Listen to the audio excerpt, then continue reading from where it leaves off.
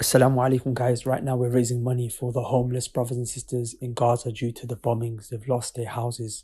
They need food, they need supplies, they need essentials. And there is a team on the ground on behalf of the charity Humanity Care Relief that are distributing aid in the middle of the war zone. So please donate as generously as possible at the link below so we can get the aid to those who are in need of it ASAP.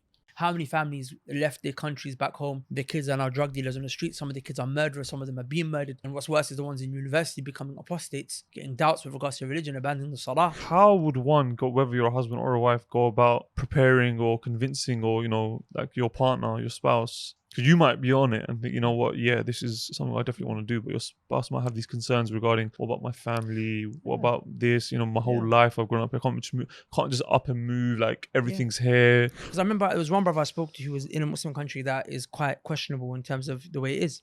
And I asked him, it's peak here, right? Because things don't seem like they're going to a good place. He said, one thing that you have here, that even with all the problems, this one thing outweighs all of that, is the fact that the government doesn't get in the way of me how I want to raise my kids here. Alhamdulillah, wassalatu wassalamu ala rasulillah, amma ba'd. Assalamu alaikum wa rahmatullahi wa barakatuhu, brothers and sisters. Welcome back to another episode of Relationship Goals. I was about to chill my body there for a second. We're back. Abbas is still AWOL, away without leave. Or MIA, missing in action. Yes. Emily's right there, but he's on the other side of the camera. Just busy. He's busy. Coding. I love that. So, cut that out. No, he mentions. Oh, he's mentioned it, right? Do you mind me mentioning that you're a coder? Yeah. Oh, you don't mind? Yeah, I know. Okay. You can sign up at the link below for the app on the App Store. It's on the App Store. Oh, okay. Because I just promoted the app. What app? And I did very naturally. I didn't even hear you promote an app. The one that he coded. Don't worry. Okay. It's in the match. Link below. So today's episode, inshallah, will be on the topic of hijrah. And when it comes to hijrah in terms of specifically a family, like a husband, wife, maybe even kids, and them making hijrah, the rulings pertaining to it, the wisdoms behind it, and the practical application of it also. Because I feel like that's something that a lot of the time isn't addressed. Just, a blanket ruling is given, and then it's quite difficult for that to be practically applied for a lot of people. So the first thing I want to ask you is what is the ruling on hijrah as a general thing? Alhamdulillah wa salatu wa salamu ala rasulillah amma ba'd. Assalamu alaikum wa rahmatullahi wa barakatuhu. So hijrah is basically emigrating from the land of the Kuffar to the land of the Muslims. Does that make sense? So you can practice your deen better. Sometimes you may even leave a place amongst Muslims to a place where you can practice your deen better amongst Muslim communities and societies. Does that make sense? Perhaps fisq and fujur has spread where you are, like evil, corruption. You want to move to a place which is better. Or maybe there's a lot of shirk and bid'ah and you want to move to a place where there's people of sunnah. So, but generally speaking, when we talk about hijrah, we talk about it in the context of leaving the land of the kuffar to go into the land of the Muslims. Like leaving it. Does that make sense? Now, the ruling pertaining to hijrah is that it is impermissible for you to live amongst the kuffar if you're not able to practice your deen. Does that make sense? If you're not able to practice your deen, it's impermissible. Now, this part, generally speaking, is not a part that's up for contention. Most people are going to come to you and agree on this point. The difficulty is in the application of it. Meaning, what does it mean to not be able to practice your deen? And when you have people that have a very liberal inclination of the deen, you find that they will give you a liberal interpretation. Does that make sense? And we have people who, we have people that are in the Islamic kind of, sphere that have made a living in the West. So it's not really favorable for them to encourage you all to leave because they're telling their customers to go. Does that make sense? And a lot of people have, for example, this Ikhwani mentality. And the Ikhwani mentality is more about political engagement and political representation in the country, even at the expense of your deen. Actually, one of the fundamental principles is that they will compromise elements of the deen for political representation. Does that make sense? So obviously they don't want you to make hijrah. That's why some of the Ikhwanis, they get so angry when you talk about hijrah, because they're like, you're taking our numbers away from us. They really are offended by it. Does that make sense? So people really have to understand Less votes. Huh? Less votes. Less votes, exactly. Does that make sense? They say, let's build a little thing here, whatever have you. And the reality of the matter is that I would like people, when they watch this episode, to not come with any preconceived notions that they may have heard on the issue of hijrah, but rather let's discuss it here, inshallah ta'ala, in an organic way. And the goal here, to be fair, is not too much to talk about the ruling of hijrah. It's not really too much to convince you to do hijrah, but it's more about to talk about the importance of it, and really to talk to those who are already interested in doing hijrah and give them advice. We'll do a separate, maybe a child mabai actually on hijrah, like convincing you like that. But I think it's important to mention very briefly the verses pertaining to it and this concept of being able to practice your religion. So Shaykh Muhammad ibn Abdul Wahhab, he mentioned that from the basic foundations of you being able to make your religion apparent is to be able to say to the kuffar, I hate you for the sake of Allah. And if you can't say I hate you for the sake of Allah, then you are now not able to practice your religion. Because we know that love and hate for the sake of Allah subhanahu wa ta'ala is something fundamental in our deen. In fact, you cannot love Allah unless you hate what Allah hates. Does that make sense? Because you've not really loved. If you know how like Christians say, oh, it's all love. That's a lie. Because love cannot exist without hate. Does that make sense? Like, does it make sense that I say I love you, but then the guy who come and stabbed you, shanked you, ripped your neck out, for example, say I love you too? I don't really love anyone. Does that make sense? That's not love. Does that make sense? Love necessitates the opposite for the opposite. Does that make sense? At times and places. So you can't say I can't say I love you. Is that love for you? That I'm going to link the guy who stabs you? That I'm going to spend time with the guy that's going to plot against you? I'm with you one day. What's up? And I'm also going to meet the person who wants to stab you. Is that love? I'll get what you mean. Do you see my point? Yeah. Like I can't. Like, is in your. If a guy comes and slaps your mum in the face, you can say I love you. You're gonna hate him. If you love him, that means you don't really love your mum that much. You don't respect your mum's not that valuable. That's something that, as in love, brings about anger and hate for the opposite. Does that make sense? Of what you love. So when you love Allah, that's why the Prophet ﷺ said in one hadith, أوثق عرى الإيمان, the strongest branch of Iman is الحب في الله والبغض في الله. The strongest branch of Iman is to love for the sake of Allah and to hate for the sake of Allah subhanahu wa ta'ala. Does that make sense? So we must love and hate. But hate doesn't mean we will oppress, that we will not be merciful. As Allah subhanahu wa ta'ala said in Surah Al-Mumtahina, لا ينهاكم الله عن الذين لم يقاتلوكم في الدين. Allah subhanahu wa ta'ala doesn't prohibit you from being good. أن تبرهم وتقسطوا إليهم إن الله يحب المقسطين. They're the ones who don't try to fight you in the deen, and they don't try to take you out of your houses. Allah subhanahu wa ta'ala does not, as long as they're not trying to kill you, they're not trying to take you out of your houses, Allah doesn't stop you from being good to them. As in the kuffar, be good to them. Yeah, be just to them.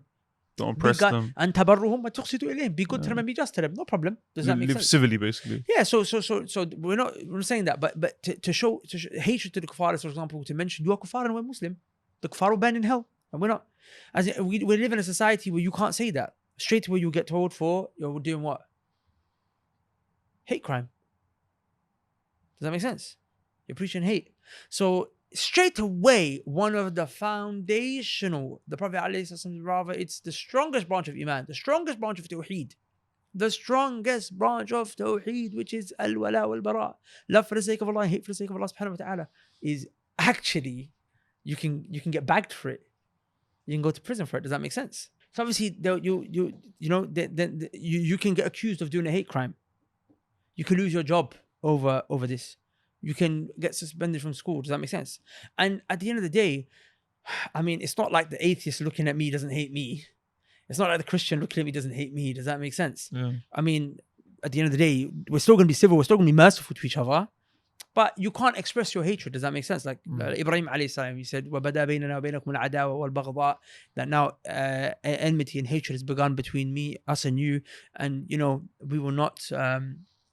it will not stop until you accept Islam. So my point is that that's one element, and I don't think people can deny that one. Does that make sense? But there's other elements that, for example, now they talk. I mean, look, the fact that they discuss banning niqabs, and some of your daughters can't wear niqabs in school, some jobs you won't get because of your beard, You can't express your views on homosexuality and LGBTQ plus without worrying whether you will lose your job. Does that make sense? Like, I mean, everywhere you go, you're shackled through like riba, and as in maybe one individual thing. Like, you might find a sort of solution. Like, for instance, if I say there's free mixing at work, you might say, in my workplace, it's not free mixing. But I'm talking about everything together. Like, as in there's, when you bring everything together, bro, you can't practice your deen here. Not just that, the fact that you're being constantly given da'wah here. You're constantly being given da'wah here.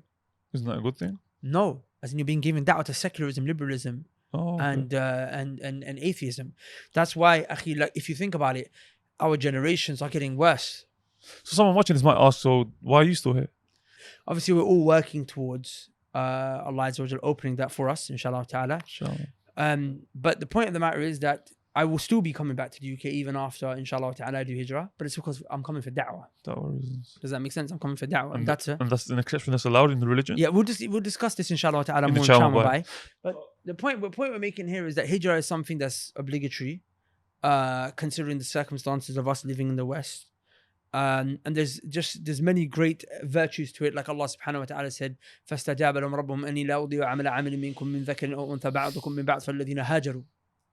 Allah subhanahu wa ta'ala responded to the dua of the believers that were making dua to him, and Allah said, فَالَّذِينَ هَاجَرُوا, the ones who do hijrah. Allah said at the end, He said, لَأُكَفِّرَنَّ عَنْهُمْ سَيِّئَاتِهِمْ, I'm going to erase their sins for them.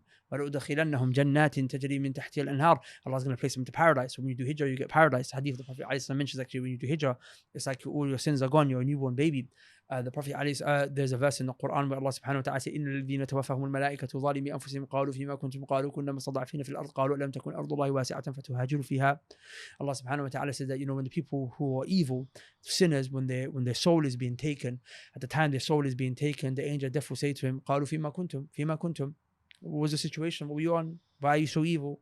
Why did you fornicate, sleep, zina, drink, alcohol, this, that, not raise your kids in the correct way? Why were you doing adultery? Why were you sinning? Why were you not praying? Why? They would say, we were oppressed on the earth. We were weak. I couldn't wear my niqab. I couldn't get a job. I couldn't wear my hijab. I couldn't grow my beard. I wouldn't get a job. I had to free mix. I couldn't get a job. I couldn't pray. I had to miss my prayers. I need my job. This, that, and the other. How do I get a house, mortgage? I had to do the riba. We were stuck. We had no choice. We were weak. They didn't listen to us. The angel at the time taking death. So we'll say, أَلَمْ تَكُنْ أَرْضُ اللَّهِ وَاسِعَةً فَتُهَاجِرُوا فِيهَا. Was the earth of Allah Azza wa Jalla not wide and expanse so you could do hijrah? أَلَمْ تَكُنْ أَرْضُ اللَّهِ وَاسِعَةً فَتُهَاجِرُوا فِيهَا. فَأُولَٰئِكَ مَأْوَاهُمْ جَهَنَّمْ. Allah says these people are going to hell. فَأُولَٰئِكَ مَأْوَاهُمْ جَهَنَّمْ وَبِئْسَ الْمَصِيرُ. And what a wretched place it is for them to go to Jahannam. Then Allah gives an exception. إِلَّا الْمُسْتَضَعَفِينَ مِنَ الرِّجَالِ وَالنِّسَاءِ وَالْوِلْدَانِ لَا يَسْتَطِيعُونَ حِيلَةً وَلَا يَهْتَدُونَ سَبِيلًا أُولَٰئِكَ عَسَى اللَّهُ أَن يَعْفُوَ عَنْهُمْ وَكَانَ اللَّهُ عَفُوًّا غَفُورًا. Allah subhanahu wa ta'ala said, the people who, genuinely speaking, they don't have the ability to do hijrah. They want to, men, women, children, they want to, but they can't. Them, inshallah, Allah will forgive them. But they want to. They actually want to. It's not like they are assimilating. Does that make sense? Then Allah subhanahu wa ta'ala, وَمَن يُهَاجِرْ فِي سَبِيلِ اللَّهِ يَجِدْ فِي الْأَرْضِ مُرَاغَمًا كَثِيرًا وَسَعًا. The ones who do hijrah for the sake of Allah subhanahu wa ta'ala, Allah is going to take care of them on the earth. You're going to find an abundance. You're going to find, Allah's going to give you what you need. Also, وَمَن يَخْرُجْ مِن بَيْتِهِ مُهَاجِرًا إِلَى اللَّهِ وَرَسُولِهِ ثُمَّ يُدْرِكُهُ الْمَوْتُ فَقَدْ وَقَعَ أَجْرُهُ عَلَى اللَّهِ وَكَانَ اللَّهُ غَفُورًا رَحِيمًا. It was the old companion at the time, the Prophet ﷺ. He was in Mecca. One time he heard them insult the Prophet ﷺ, or he heard them insult the Deen of Allah or something like that, and he couldn't take it. As an old man, he didn't have the ability to do hijrah. He was sick, he was weak, and he couldn't do hijrah. But when he heard them insult Allah's messenger, Allah's Deen, sallallahu alaihi wasallam, he couldn't take it. So he got his animal and he left as an old man. And as he's leaving, he's on the journey, he falls sick. He's starting to die. And when he's starting to die, what happens? He raises his hand and he says, Allah, this is my pledge. This is my pledge to your messenger. He does this in the air and he dies like that. He didn't make it. He didn't make to the Prophet ﷺ. He said, Allah, I didn't reach him, but I tried. And he raised his hand because you give the bay'ah, right? Like this. So he said, this is my pledge. And he died like that. Allah sent on the earth. وَمَن يَخْرُجْ مِن بَيْتِي مُهَاجِرًا إِلَى اللَّهِ. The one who leaves his house doing hijrah for the sake of Allah subhanahu wa ta'ala, فَقَدْ وَقَعَ أَجْرُهُ عَلَى اللَّهِ. He's going to get his ajr. Does that make sense? Allah subhanahu wa ta'ala said in Surah Al-Anfal. The reason I'm mentioning this is because I'm trying to overwhelm people with the verses of hijrah, because we try to make it seem like only the extreme people talk about hijrah, and it's like... So wait, Imran, you've said a very, very big statement here. that hijrah is obligatory from the UK. Do you have any people of knowledge that have preceded you saying this, or is this a fatwa that you're passing from yourself, or where's this come from? Because it's not something that you hear regularly. In fact, I don't think I've ever heard anyone say this publicly from the du'at in the UK. Du'at? Oh, really? So where you been? You've not been in the Ikhwani Masjid, have you? No. But generally speaking, I think this is a topic that a lot of people shy away from. They don't want to talk about it. They don't want to mention it. Look, okay, so from the... Look, so it's important... Okay, so Ustad Abdurrahman, please, hijrah from the UK is wajib. Oh, yes, he did a podcast. Yeah, he did a podcast on Hot Seat. Yep. Sorry, yes, you're right. Ustad Hakim believes the hijrah from the UK is wajib. Very... the students of knowledge that are mutamakkinin, that are really strong students of knowledge in the UK, who've lived, they know the UK very well. Do we have any scholars who have mentioned this? Who actually know the UK? No, yeah. Even though we would still take it from a scholar, but obviously someone who's been in the UK would know it better. Yep. So, Sheikh Ahmed Yari, Hafidhullah Ta'ala, he lived in the UK. If I'm not mistaken, for 10, maybe more than 10 years, even did university here. Sheikh from Somalia, right? Sheikh from Somalia is actually one of the major scholars in Somalia. Allah Barak. He's one of the major mashaykh in Somalia. He believes hijrah from the UK is wajib. Because of the fact that you're not able to practice your religion. Because you're not able to practice your deen here. Does that make sense? To the extent that there's you're supposed to be able to. Basic necessities of your deen, you're not able to. Does that make sense? That's why, even for example, Tommy Robinson, he got in trouble for saying stuff about hating Muslims, and he actually got bagged for it. Yeah. So even though it's because it's his true, hate is different. But his hate results in injustice and a lack of mercy. But our hate is mercy. Okay, but this is what I want to talk about now. This is what I want to talk about, which is actually the topic I actually wanted to talk about, which is, for example, stuff like, my parents, but like my family's there. But I just wanted to mention one more verse because it really shows the seriousness of the issue of hijrah. Go for it. This has kind of become a cross between Child Mabai and relationship goals. A man's going to have a hard time. And also, I think a bit of Roast Man's got thrown in there as well. You know, let's keep everything. Let's not cut anything out except for the... Next verse, Allah mentioned at the end of Surah Al-Anfal, Allah subhanahu wa ta'ala said, إِنَّ الَّذِينَ آمَنُوا وَهَاجَرُوا وَجَاهَدُوا بِأَمْوَالِهِمْ وَأَنفُسِهِمْ فِي سَبِيلِ اللَّهِ وَالَّذِينَ آوَوا وَنَصَرُوا أُولَٰئِكَ بَعْضُهُمْ أَوْلِيَاءُ بَعْضٍ. Allah subhanahu wa ta'ala, when he described the believers and he said the ones who are allies to one another, he said there's the ones who do hijrah. Does that make sense? Then Allah said in another verse, he subhanahu wa ta'ala said, وَالَّذِينَ آمَنُوا, as for those believers who believe, وَلَمْ يُهَاجِرُوا, they don't do hijrah, مَا لَكُم مِّن وِلَايَتِهِم مِّن شَيْءٍ حَتَّى يُهَاجِرُوا.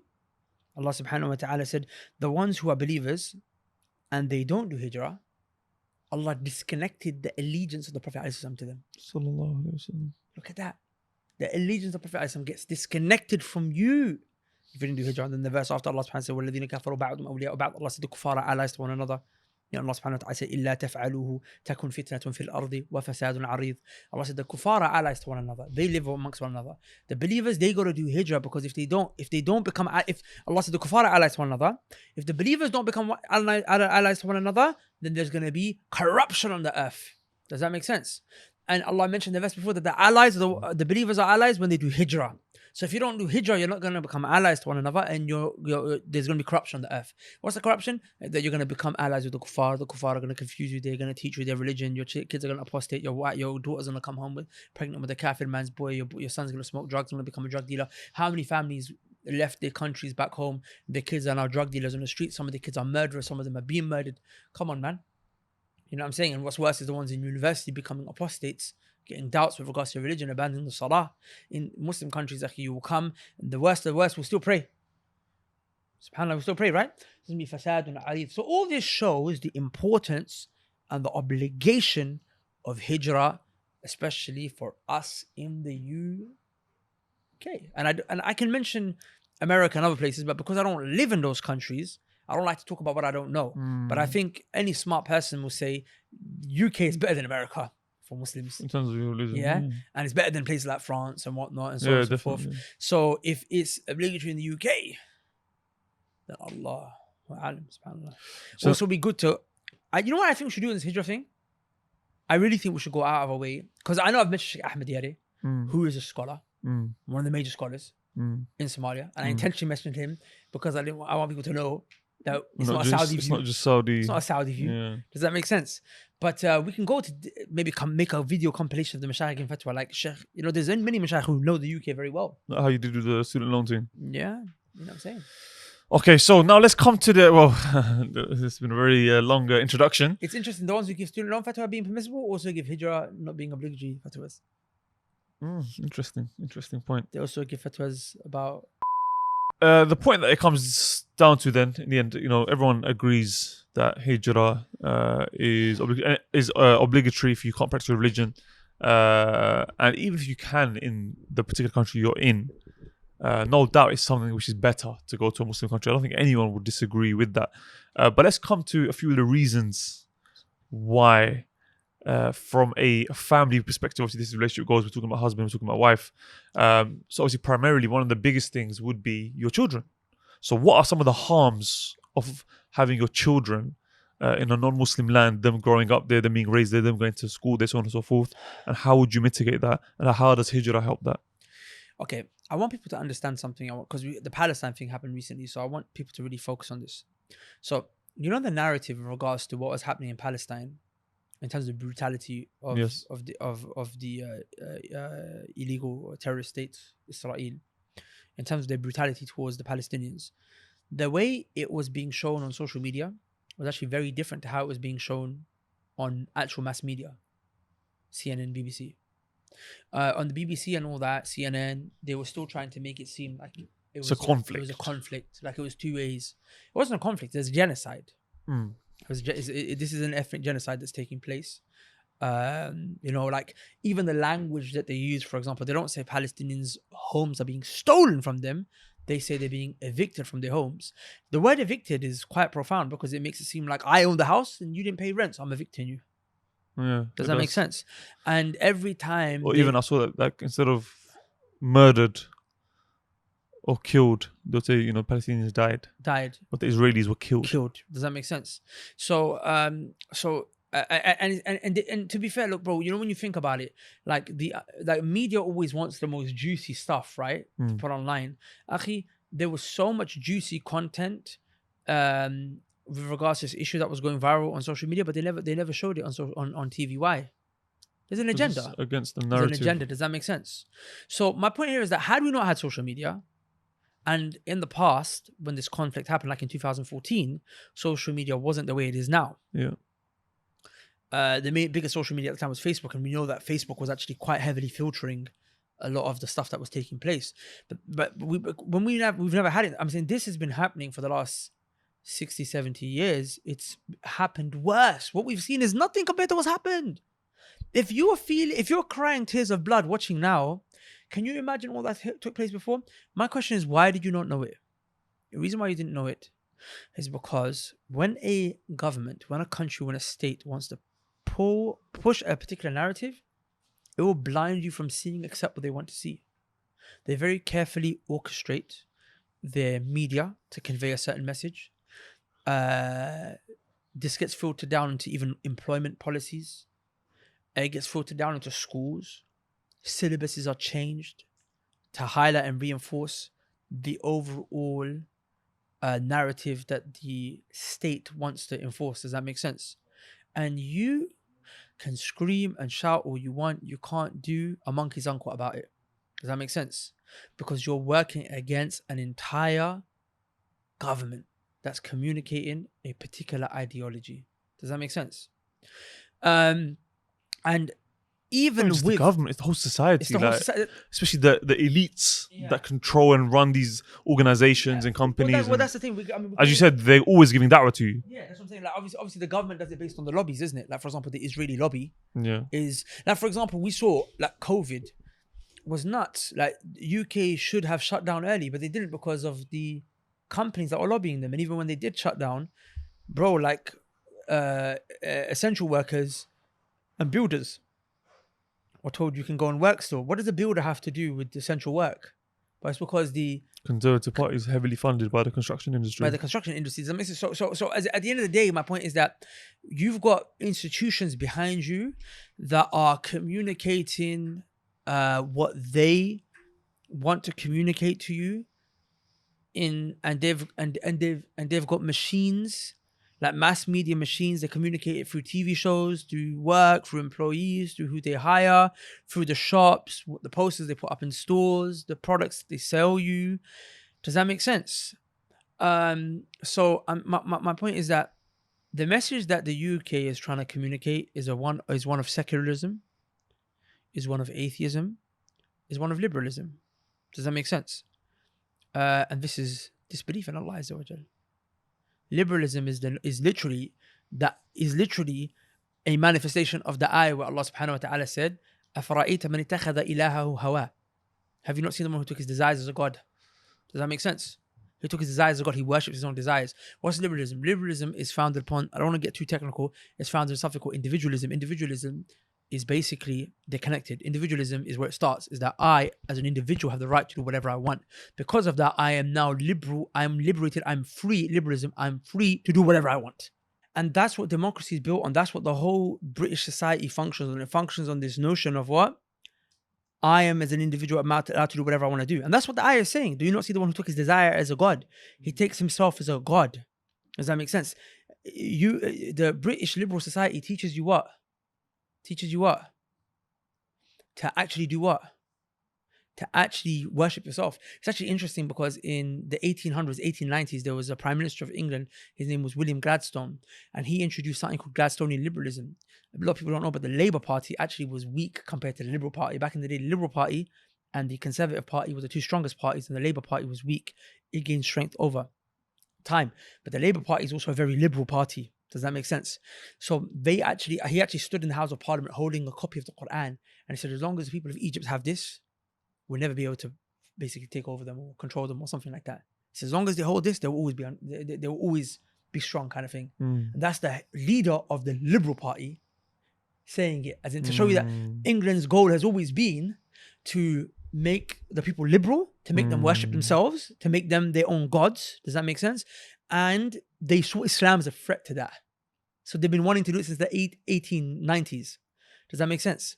So that's why you find that, when Turkey, became a secular state with Ataturk, one of the first things that they did was they cut off the Arabic language, to cut people off of the Islamic studies and whatnot, and so on and so forth. Even in Pakistan, when things happen, they tried to eradicate Islamic studies in Arabic from the syllabuses and the curriculums. So this is something that they want to do because they want to make you liberal. And liberalism leads to something called secularism, which is the disconnection between state and society. As in, your religion is in your house. That's why in France they tell you, don't wear your niqab outside. Wear it in your house, but don't bring it outside. Keep your religion indoors. Don't want your religion to manifest. This is their religion. Don't think this is not a religion. This is an aqeedah. Well, even if you're an atheist, this is your aqeedah. You worship yourself. Even now, like in primary school, it's starting to teach. You can choose.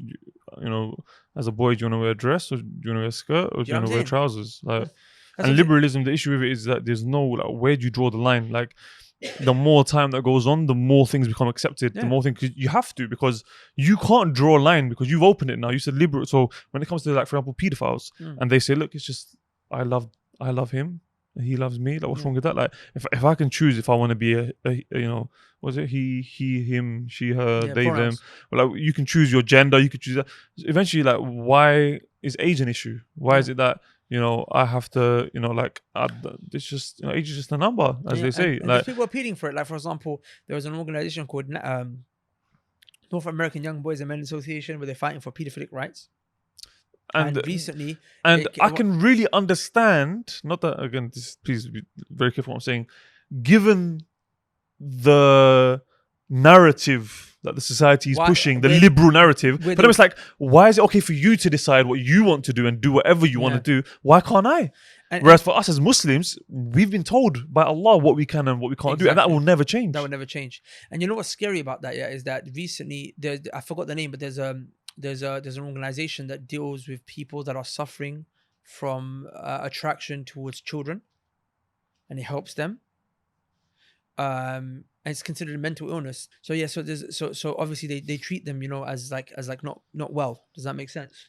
So they try to help them overcome their desires for children. So one of the leading officials of this organization actually said that we should create child sex dolls for adults who have desires for children to be able to act out their desire on the child sex doll so that they can relieve themselves. Does that make sense? But it's like you've gone from it being completely wrong, you don't do anything about it, it's jail time, to okay, let's meet in the middle. We can give them sex dolls. Before you know it, bro, honestly, I can Like, for example, honestly see them the going. police officers would come and say to us when we were young, and I think they still do, but I remember from primary school, don't do cigarettes because then you do weed. And when you do weed, you're going to go into harder drugs. When you do harder drugs, That's you're going true. to go into heroin. Does that make sense?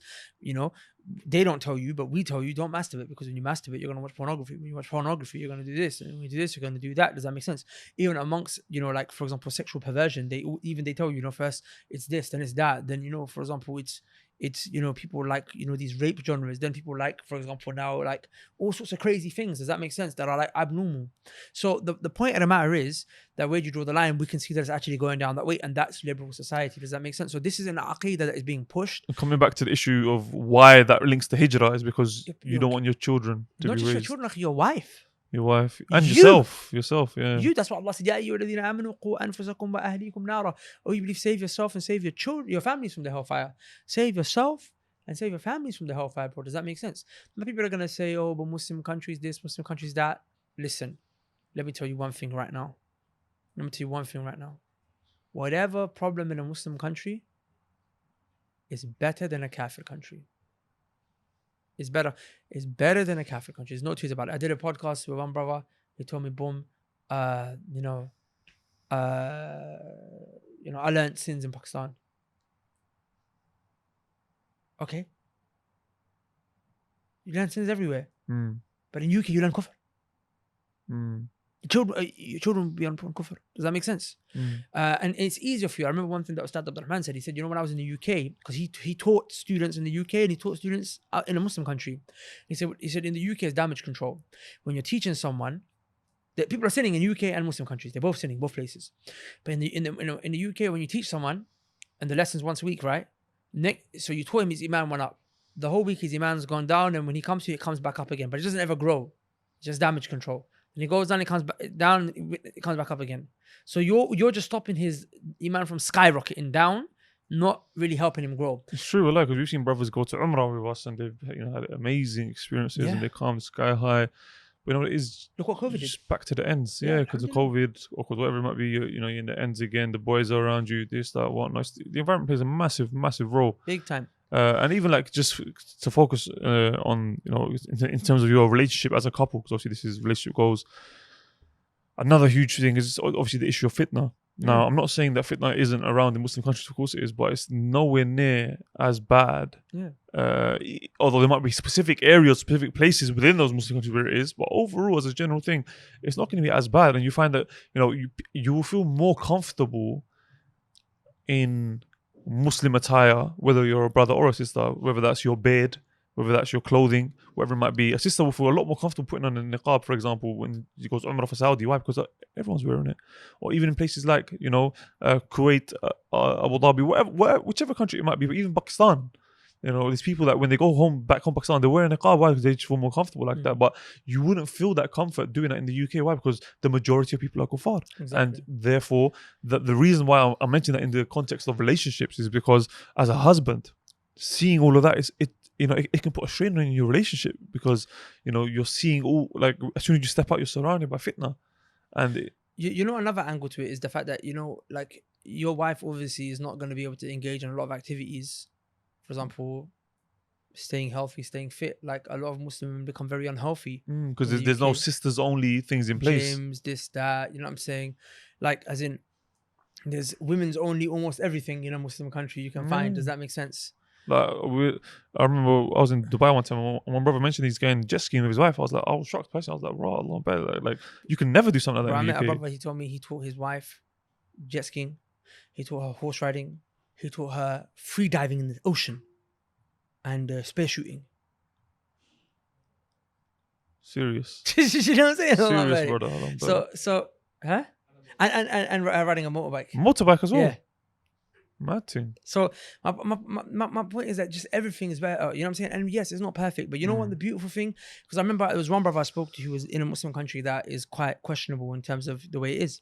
And I asked him, but surely, like, it's peak here, right? Because things don't seem like they're going to a good place. He said, one thing that you have here that is better than any, that even with all the problems, this one thing outweighs all of that, is the fact that the government doesn't get in the way of me how I want to raise my kids here. prevent and this, that, all that nonsense. Yeah, not even that. As in, if I want to homeschool my kids, do your thing. If I want to teach them, Oh, as in you mean as in like in the UK, it's obligatory. You have to go to yeah, school, this, that. Or if you do homeschool, there's a lot of rules and regulations and. You know what I'm saying? So he's got, so with that freedom, as long as you're responsible, you don't teach your kids nothing mad, alhamdulillah. Just do your thing. You're gonna say, oh, in the UK, but I'm gonna live in the UK. I'm gonna keep my kids in a closed environment, homeschool them. But what about your family? One thing I was speaking to Taha about, I was like, one of the scariest things is, me, akhi, I told you, I don't come from an environment where I come from a council state. I wasn't raised on the streets. But a person will say, how did you end up on the streets then? How did you end up with the jahili on the streets? Because I'm not from a council state. I'm not from a single parent home. But how did I end up doing things that I wasn't supposed to? I had a cousin at the age of 7 taught me about a genre of music called gangster rap.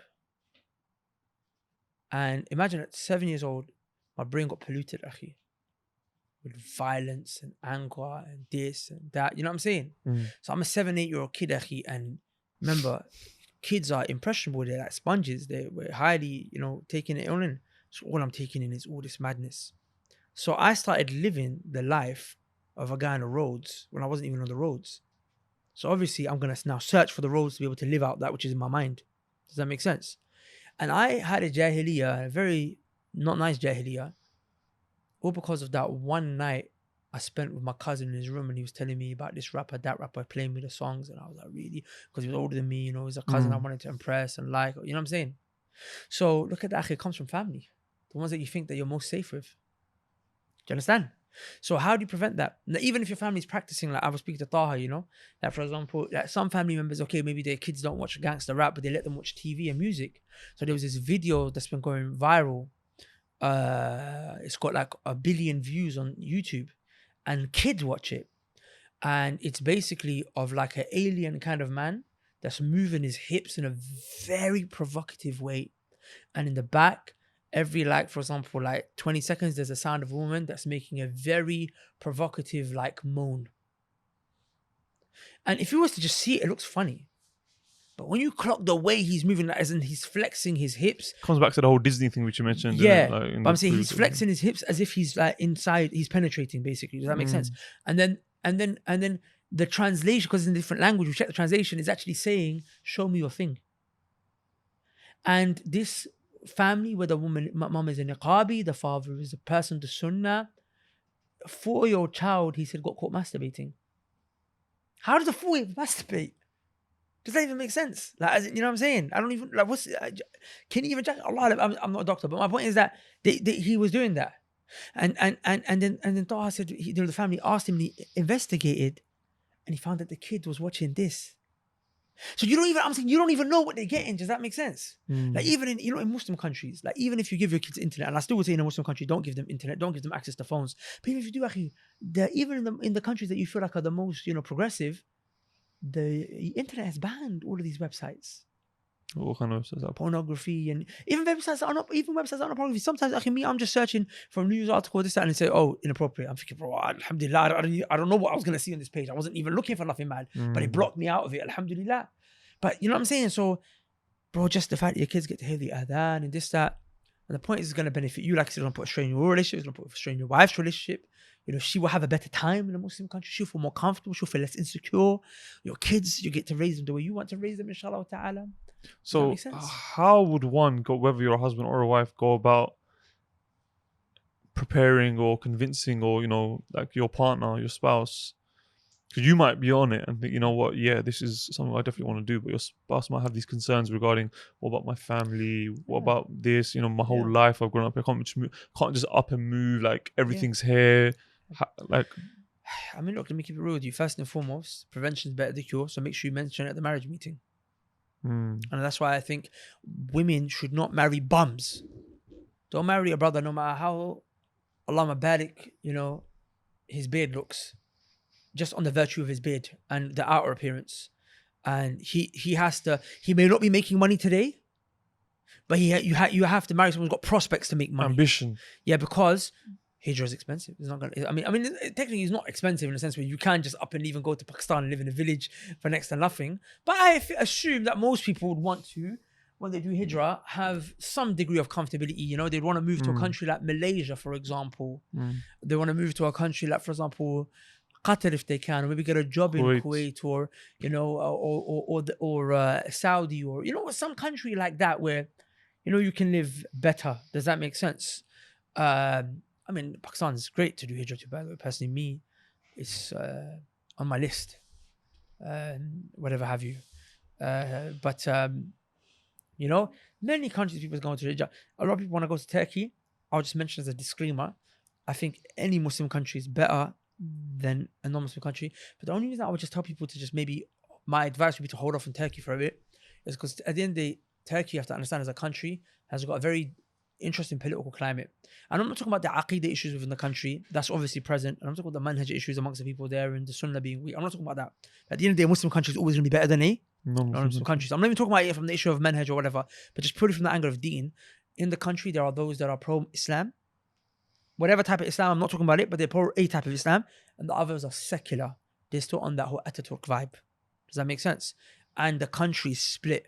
All it takes is for a general election to take place and the party that is pro-Islam to be moved out of the way, and you see the whole country flip on its head in the completely other secular direction. Does that make sense? Does that make sense? So for that reason, I would say just right now, I would say hold off on... Well, what are the other countries which are already in that secular direction? They're allowing things, they're moving... No, so remember. No, there's as in there might be a secular direction and then there's a secular party. It's two different things. Unfortunately, the Muslim world is generally moving in not positive places, isn't it? The Muslim world is not moving in positive places. I used some progressive earlier. Progressive makes it sound like it's good. No, it's not good. It's regressive. Yeah, there is regressive. But the point is that it's generally speaking. But I'm saying within that country, you've got, for example, a party that is 100% completely anti-Islam, and if they come into power, they're gonna bring back that which was there decades ago, potentially. Does that make sense? So my point is that you've got two, as in a country maybe moving towards that direction, but it's not there yet. It's still gonna be years, a long time before it gets to a completely secular point. But here you've got complete secular, and then you got Deen, and it's literally the polarity between the two are so big. And look, at the end of the day, bro, if you want to move to Turkey, I'm not telling you not to move to Turkey. I'm saying at the end of the day, do what you want to do. I'm not one of those guys that's just anti-Turkey. The same way I feel like you have to be just everywhere with all Muslim countries. Does that make sense? So I'm not on that bandwagon. I'm trying to just give you general brotherly advice that, you know, if you just be careful and consider these things when you move. Like, consider these things when you move. You know what I'm saying? Like, for example, if you go to Malaysia, for example, you know, you can get, Allah Mabarak, a mansion, bro, for £1,500 a month. That's mad. You know what I'm saying? So these are things to consider. So I digress. I didn't answer your question. The first thing is marriage meeting. The second thing is, if your family doesn't want to move, you have to move. Does that make sense? You have to tell them move. As in, we're going. It's not up for discussion. It's not up for discussion. But what if it's a sister who wants to move and the husband doesn't want to move? It's problematic, man. You take the issue to some mashayikh, take it to a qadi, take it to a mufti. Look, there's things to consider. You know, I'm not going to imagine that your parents are in old age and you're the only person. Okay, look. When it comes to these specific, very specific situations, you ask for a general ruling, but you're specific, you have to go to a sheikh. You have to go to a sheikh, yeah? But the general rule of thumb is that the companions, they left their families behind. They left them behind. They did hijrah. Does that make sense? Like that verse I told you, that your children and your wealth, your children and your kids, or your wealth and your kids are fitnah for you. Which I might have said the verse wrong, but it was in the context of what? Hijrah. Companions who didn't do it. Does that make sense? So, and Allah disconnected the allegiance of the Prophet ﷺ from the ones who didn't do hijrah. So that's a big thing. And this is where you have to pick Allah. This is where we said in yesterday's episode, or last week's episode, the Deen comes before, Allah comes before everything else. But look, there might be situations where, for example, your wife is just not moving. She's not allowing, like, you know, if you move, she's going to call social services and get your kids taken away from you, and you can't take your kids. So then you might think to yourself, okay, is it better for you to raise your kids yourself in a non-Muslim country than it is for you to go and do hijrah yourself and to leave your kids with a woman who may not be able to raise them, and they, you know what I'm saying? Like specific situations, they get sticky. Yeah. And I'm saying, go ask the mashayikh. Go ask the mashayikh. Don't make the decision yourself. Go to scholars. Try, convince, da'wah, this, that. But a lot of it can be solved from the marriage meeting. From day one, you say, this is what it is. Does that make sense? Sisters shouldn't marry a brother who doesn't want to make hijrah. Of course, if he wants to make hijrah but he can't afford it, he's trying, then inshallah ta'ala you come under those who don't have the ability perhaps. But do you really not have the ability? You know, questions. Look, there's ta'sil al-hukm and then there's tatbiq. There's the given the hukum is the ruling is general, and then there's applying it. The application is a bit more complex, as we know. Yeah. Okay, that's not an excuse for you to say, oh, it's complex, I'm not doing it. No, that's for you to say, okay, let me start investigating now. Let me start contacting scholars of the Sunnah, by the way. Scholars of the Sunnah, by the way. Not the Ikhwani scholars, not the Deobandi scholars, not the Ash'ari scholars. Scholars of the Sunnah, or students of knowledge of the Sunnah that can help put you in touch. Yeah. So if you know, you'd like to mention on this topic? There's a YouTube channel. Maybe we can link it below. About hijrah. Hijrah, yeah. I don't know about the religion and the manhaj inclination of the brothers that are on this channel.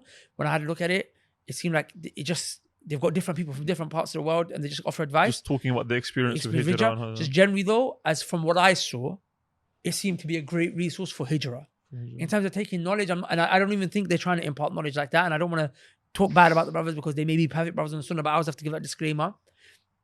Like even on Sunnah Match, we got an email. Sister had a meeting with a brother and she was like, you know, someone came from your platform, so we thought that they were going to be great.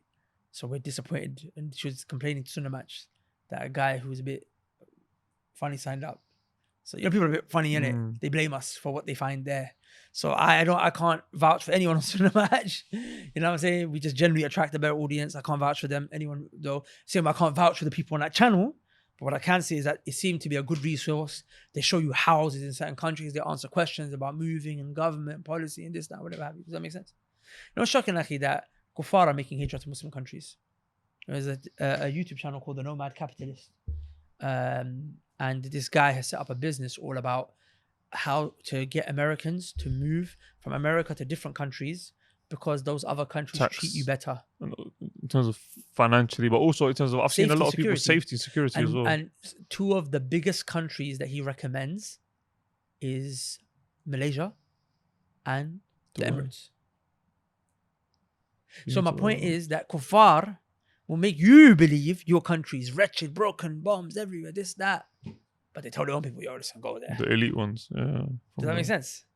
So that's another point we didn't really touch on, but when it comes to your kids, it's like, do you want your child to get stabbed when he's 16, 15? You know, how many times do we hear that? You know, just recently in Leighton, I told you, a kid got stabbed over a jacket. Like, you hear about it all the time. A kid got stabbed over a scooter. Like, all these things happen. And at the end of the day, even the kuffar, when the ones who live in Muslim countries, well, not all of them, but majority of them will tell you the safety, the security, the fact that you can leave your door unlocked, go out and about, and not even worry. You know, you can leave your phone. Like, you know, like I was reading this article about. Also, a delivery driver who had his helmet left on his bike and he didn't even lock it up. He left his bag on his bike and he was gone for time. Yeah, and I think I pointed that in it and I said to you, like, if that was me, like, if I ever left my helmet there, it would be gone. I said, wait, forget the helmet, the bike would be gone if you don't chain it up, kind of thing. But yeah, man, even the Kuffar, I was reading one article, they're saying that you can, I think it was regarding the UAE, that if you want to reserve your seat, like, you can leave your phone in your seat to reserve it, go to the toilet and come back. Like, you would never be able to, in the UK, put your phone down. Like, your phone's in your hand, you're walking down the road and a guy on a moped will come and, you know, his friend behind will yank it out of your hand. Like, the safety, the security, even from a dunya perspective, it makes sense. Financially, from a tax perspective, it makes sense. So, like, it's sad, man. The Kuffar are benefiting from our countries, and they made us believe our countries are broken down. Yeah, and it's sad because what they do is they trap you into their country by student loans, mortgages, all these long-term debts that you're taking, finance and this and that. So you feel compelled to stay because you're like, I can't move now. Even things, for example, like you take for granted, but like they shackle you to the country for things like loving a football team. As in that, how can I leave? I can't watch any football games. Yeah, but you might think that that's a bit stupid. Like, people will leave. But people think that's one, but then add another thing, leaving this and leaving that, and altogether it's like we've shackled you. Whilst they will tell you football, I play it, I don't watch it, I play it. Does that make sense? They say rather I play polo. Khair, inshallah. I think we'll leave it there. It's been quite a long podcast. A lot of things I assume got cut out, so it's actually going to be quite a short podcast for you guys. No, it's going to be still long though. Trust me. But yeah, it was still quite long. But khair, inshallah, we'll leave it there. As you guys know, obviously what's happening in Palestine at the moment, and if you would wish to donate towards helping our brothers and sisters in Palestine, click the link below, inshallah, in the description, and you can do so. With that said, we'll leave it there. Assalamu alaikum wa rahmatullahi wa barakatuhu. See you on the next episode.